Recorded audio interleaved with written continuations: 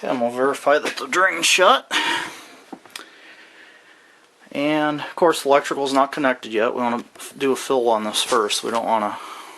I want to make sure all of our plumbing's okay. Okay, I already have the faucets upstairs opened up, and I'm very slowly gonna open up this fill valve here.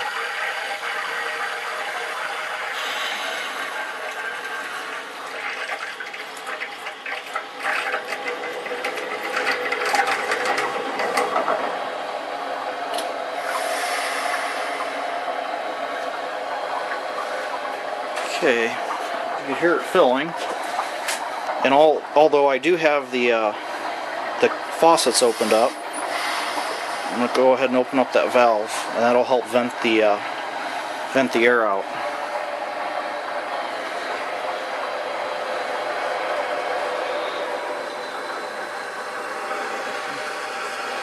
There we go, she's open all the way. It's going to take a little bit for this thing to fill.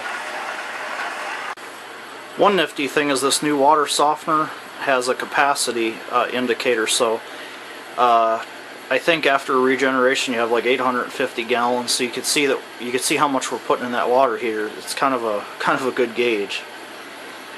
So I'll have an idea when we get close. I think we started at 760, so when we get down to 710, I'll know that we're close to getting this thing filled up. Also have a flow rate on here. I'm flowing about 10 gallons a minute. Well pump kicked on. Seems to be keeping up. The pressure seems good. Okay, once I started getting water out of the pressure, temperature and pressure relief valve, I went ahead and dialed back on the water going into the heater. I have faucets opened up here in the basement and the first floor and the second floor. This is the hot water coming out right now. Since there's no bubbles coming out at this moment, or there's no air coming out, I'm going to go ahead and shut this. And it's going to work the air up going all the way to the second floor. Okay, now I'm at the kitchen faucet. Now I know it's low water pressure, but that's because I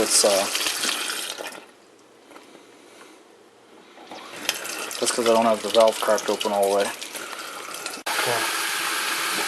Okay, I'm on the second floor. And most of the air is blowed out of the system here. Okay, got all the air blowed out of the lines. You don't hear any hissing on this valve, so that means the pressure is equalized on both sides of it. So I'm going to go ahead and open that up on both sides. Looking at the fittings here, this one looks good. It's a little tricky here on the water heater because I had some water drip down in there, so that's damp, but I'm going to have to let that dry and keep an eye on it, but I believe we're okay. This union here, yeah, I don't know if it's a leak or just condensation. I'm going to just give that a little, tighten that just a hair. Okay, I went ahead and removed this plate, which has 2 screws on it. And what this is for, it's a smart grid or home automation connector. And basically, in some areas, you get charged different rates for your electricity depending on what time you use it. And under periods of high demand, you can shut this water heater off remotely, I believe. But we don't have that here, so that's not going to be connected. So I took out these 3 1/4-inch screws. I got my my Romex going into the water heater, got my ground hooked up, and since this water heater has a microprocessor on it, there's a total of 2 red wires and 2 black wires. I believe one powers the elements and one powers the microprocessor. So I'm going to go ahead and put this cover back on. Okay, so I'm going to go ahead and power up the water heater. This has dry fire prevention technology.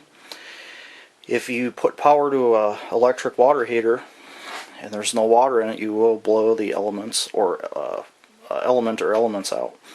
I believe it'd just be one element. Now, I verified we have water in this water heater. I've purged all the air from the system. I've checked these connections, no leaks. Now I'm going to put this foam insulation back on, but that's not going to happen right now. This is a little damp around here because I've dribbled some water down in there, but I cleaned it off with a paper towel and I don't see any leaks. So, but I will keep an eye on that over the next few days just to make sure we're good. Okay, I double checked everything. I'm going to go ahead and power on the water heater.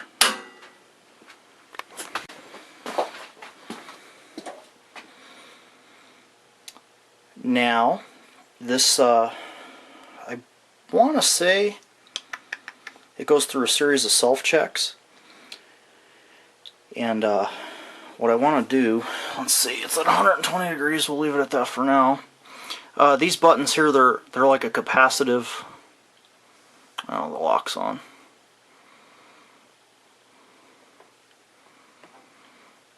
It's a capacitive type button, so you don't actually push it, you just put your finger on it. So I switched over to standard mode for now. The energy smart mode will follow your water usage patterns, and say you don't use water at night, it'll let the water get cooler to minimize your standby losses. And I want to believe, I believe the elements haven't kicked on yet. Oops. I believe they say it takes 8 minutes. It runs a series of self-checks. See how that element light's clicking on? It's running a series of self-checks, and I believe it's 8 minutes till it turns itself on.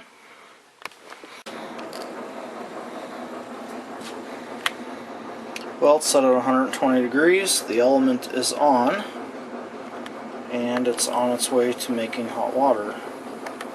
So far, so good. I'm going to put it on the Energy Smart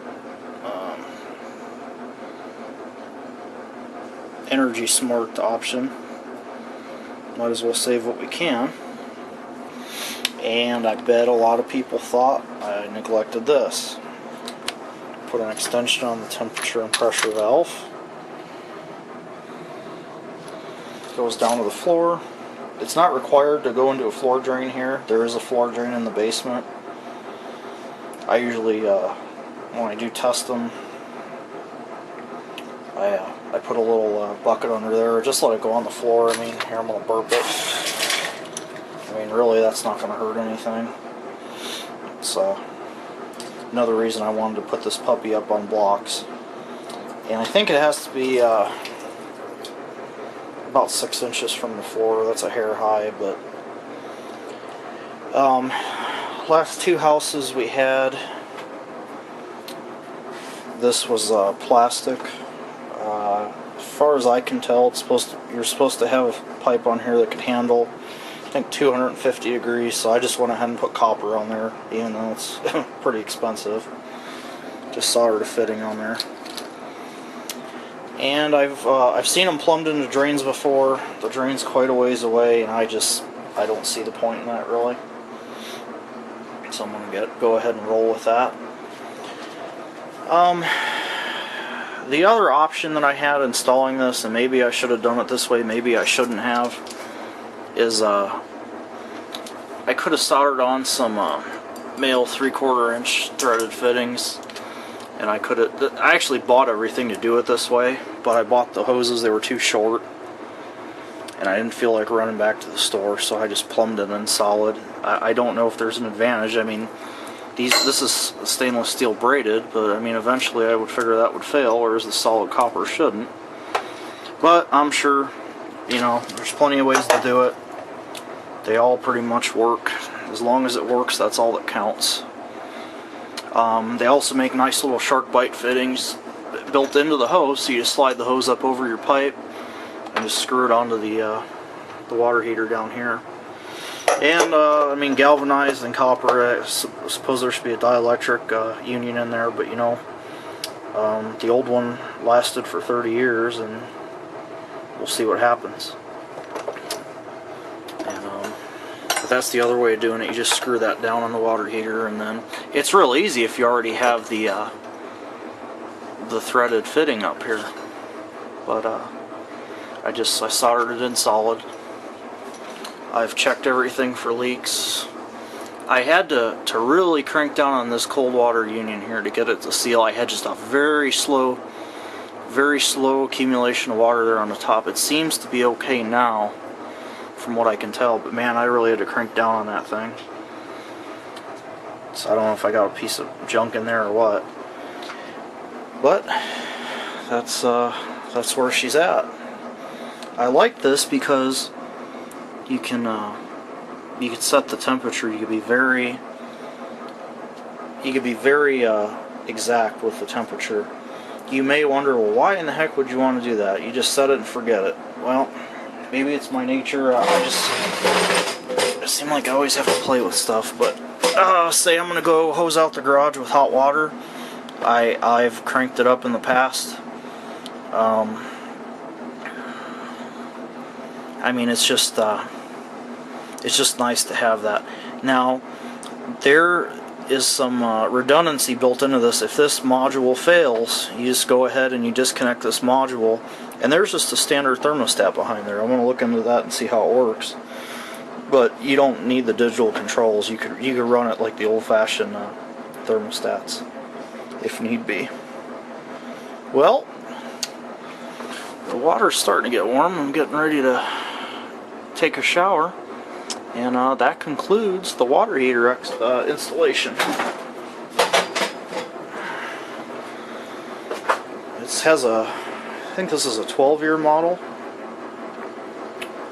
and I don't know, we'll see how she does. So far so good.